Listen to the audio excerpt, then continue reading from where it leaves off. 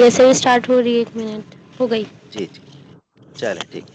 देखिए सेल के बारे में अगर हम बात करें तो व्हाट इज़ सेल? हम इसे structure and functional unit of the human body भी कहते हैं। हम एनाटॉमिकली अगर सेल को डिफाइन करें तो एक माइन्यूट प्लाज़्मिक प्रोटोप्लाज़्मिक मास है और जिसकी अपनी सेल मेम्ब्रेन होती है, जिसका अपना न्यूक्लियस होता है और वो फंक्शन कर रहा होता है। तो सेल के अंदर अगर हम देखें तो बेसिकली एक न्यूक्लियस होता है। न्यूक्लियस के अंदर क्या है? न्यूक्लियस के अंदर डीएनए मौजूद होता है। अच्छा, जो डीएनए है वो किस फॉर्म में होता है? वो भी हमें पता होना चाहिए। वो क्रोमोसोम्स के अंदर मौजूद होता है, ठीक है? और क्रोमोसोम्स के अंदर जीन्स मौजूद होती हैं। फिर न्यूक्लियस के अंदर इसकी अपनी मेम्ब्रेन होती है, जो कि न्यूक्लियर मेम्ब्रेन कहलाती है।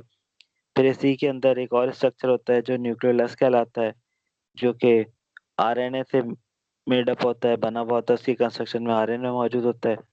फिर न्यूक्लियस के अलावा अगर हम बात करें तो जो साइटोप्लाज़्म है, न्यूक्लियर मेम्ब्रेन और उसके दरमियान होता है सेल मेम्ब्रेन के दरमियान, उसके अंदर डिफरेंट स्मॉल स्ट्रक्चर्स होते हैं और वो स्मॉल हैं, जैसे बड़े स्ट्रक्चर्स को हम ऑर्गन कहते हैं, तो इनको हम साइटोप्लाज़्मिक ऑर्गेनेल्स कहते हैं, ठीक है? अब ये जो साइटोप्लाज़्मिक ऑर्गेनेल्स हैं, उसके अंदर अगर हम बात करें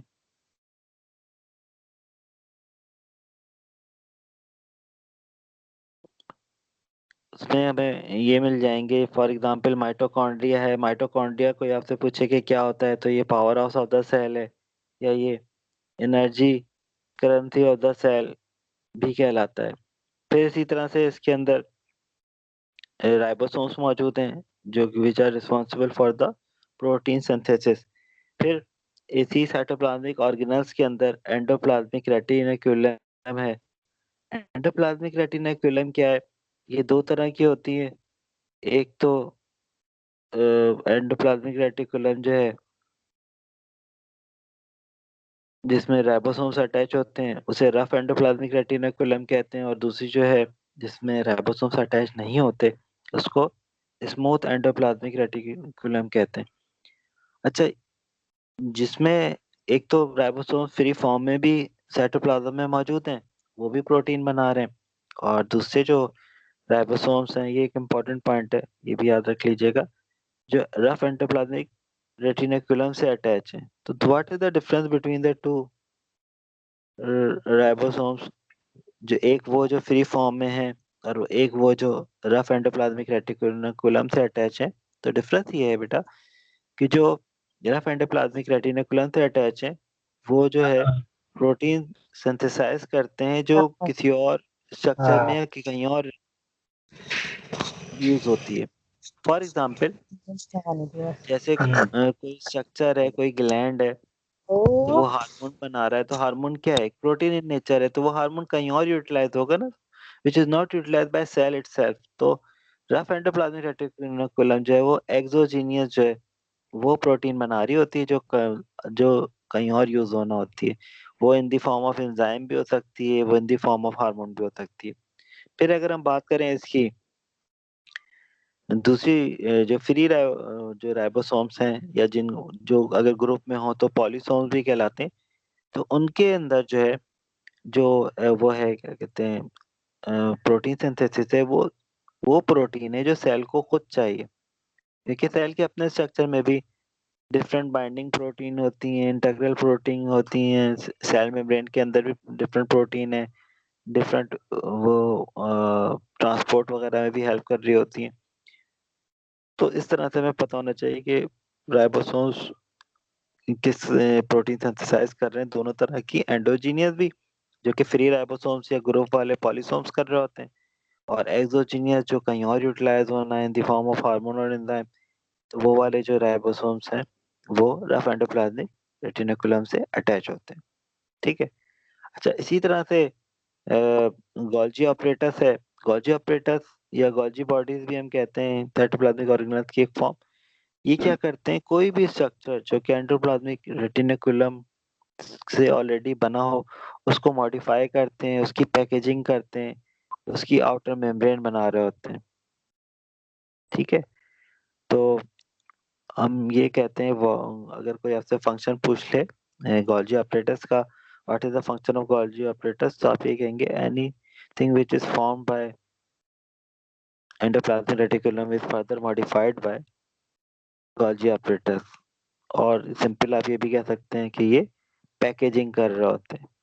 फॉर एग्जांपल बता रहा हूँ कि आप शॉप पे गए, कोई भी चीज खरीदने, वेजिटेबल शॉप पे आप चले गए, तो अगर वो शॉपर आपको नहीं दे तो आप वो चीज के कैरी नहीं कर सकते, बाउंड नहीं कर सकते। तो पैकेजिंग जो है ना, तो मेम्ब्रेन बनाना, वो काम किसका है?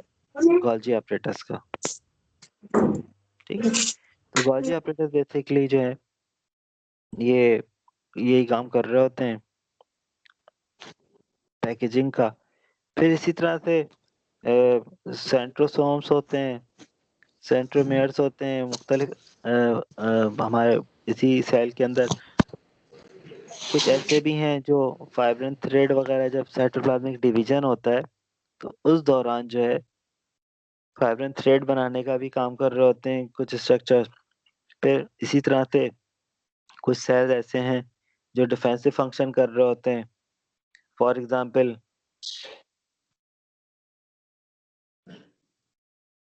एक सेकंड बेटा।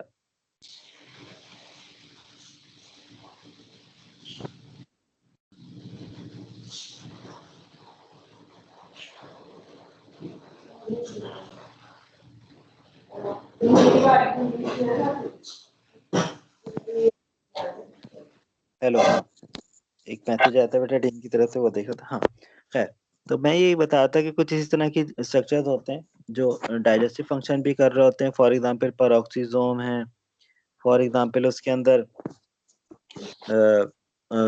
ज़ाइमोजेनिक ग्रेन्यूल्स होते हैं, ज़ाइमोजेंस हैं। ये सब कुछ डाइजेस्टिव फंक्शन कर रहे हैं। जीआईटी के अंदर अगर हम देखें तो ज़ाहिर है एंजाइम्स वगैरह ज़ाहिर है बन रहे होते हैं, तो वो रहते हैं। तो इस तरह से साइटोप्लाज्म के अंदर डाइजेस्टिव ग्रेन्यूल्स भी मौजूद होते हैं। फिर इसी तरह से इसी साइटोप्लाज्म के अंदर जो इसका फ्लूइड है, उसको हम साइटोप्लाज्म कहते हैं। और जो स्ट्रक्चर है, हम 2 पार्ट्स में हम कह सकते हैं ना साइटोप्लाज्म में क्या-क्या है। एक तो साइटोप्लाज्मिक फ्लूइड है और दूसरा डिफरेंट ऑर्गेनेल्स है। अच्छा, एक चीज़ और याद रखिएगा कि जो सेल मेम्ब्रेन है इटसेल्फ वो लिपिड बाइलेयर है, ठीक है? ये एक बाइलेयर्ड स्ट्रक्चर है जो कि बेसिकली प्रेजेंट है, और ये सेल की इंटेग्रिटी को मेंटेन करती है। इंटेग्रिटी का क्या मतलब है कि सेल को आउटसाइड जो एनवायरनमेंट है उसे सेपरेट कर रखती है, उसको मेंटेन रखती है। जिस तरह से न्यूक्लियस की मैंने बात की थी तो उसमें न्यूक्लियर मेम्ब्रेन होती है, इस तरह से सेल के वॉल के अंदर जो है वो सेल मेम्ब्रेन होती है। ठीक है, तो ये एक जनरल आउटलाइन थी। और फिर सेल का आपको ये भी पता है कि 2 तरह के सेल डिवीजन होते हैं। एक जो है माइटोसिस कहलाता है, जिसके जो माइटोसिस के अंदर जो है जो नंबर ऑफ हम ये कह सकते हैं जो क्रोमोसोम नंबर है वो सेम रहता है। और माइटोसिस का फ़ायदा क्या है? माइटोसिस का फ़ायदा ये है कि बॉडी में ग्रोथ होती है डिफरेंट रिपेयर प्रोसेस के अंदर, जो सेल बन रहे होते हैं। कहीं पे भी या कोई टूट-फूट हो जाए, ब्रेकेज हो जाए, या ऐसा भी होता है कि कुछ सेल हैं जो यूज़ हो चुके होते हैं, जैसे एपिथेलियम के सेल हैं, वो मुसलसल बनते रहते हैं। वजह ये है कि वो यूटिलाइज़ हो जाते हैं, तो फिर दूसरों की ज़रूरत होती है। इस तरह से माइटोसिस का प्रोसेस है, कंटीन्यूअस सेल डिवीज़न होता रहता है और बॉडी को वियर टियर फिनोमेना कह लें, रिपेयर कह लें, वो सब जो है वो क्या कहते हैं, यही कर रहे होते हैं, माइटोटिक डिवीज़न। फिर एक और डिवीज़न है, सेल डिवीज़न की टाइप है, जिसको मियोटिक डिवीज़न कहते हैं। मियोटिक डिवीज़न का क्या फ़ायदा है? मियोटिक डिवीज़न जो है, ये बेसिकली रिडक्शन डिवीजन कहलाता है, और ये फर्दर जो स्पर्म है या ओवम बनाना है, उस लिहाज से ये काम आ रहा होता है रिडक्शन डिवीजन, क्योंकि इसमें नंबर ऑफ क्रोमोसोम जो है वो रिड्यूस हो जाते हैं, हाफ हो जाते हैं। फिर जब ये जो स्पर्म और ओवम आपस में मिलते हैं तो वो फिर किसी भी स्पीशीज का वो जो नंबर है जिसको हम क्रोमोसोम नंबर करते हैं वो फिक्स हो जाता है।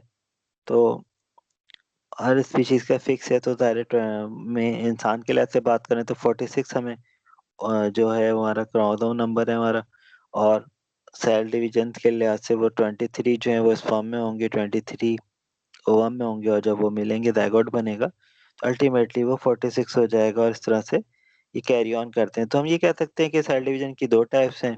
एक माइटोटिक सेल डिवीजन है जो कि ग्रोथ के लिहाज से, रिपेयर के लिहाज से, या जो बॉडी ग्रो कर रही होती है उसके लिहाज से हेल्प कर रहा होता है, और दूसरा जो है सेल डिवीजन है जो कि रिप्रोडक्टिव सिस्टम के लिहाज से, रिप्रोडक्शन के लिहाज से, या स्पीशीज को मेंटेन करने के लिहाज से काम आ रहा होता है। तो ये इस तरह से ओवरऑल ये सारे पैटर्न चल रहे होते हैं और ये सिलसिले हैं। तो ये बेसिकली सेल के बारे में था, और यहाँ तक किसी को कुछ पूछना हो तो पूछ सकते हैं। ठीक है, इसको बेटा उसको रिकॉर्डिंग को स्टॉप कर दें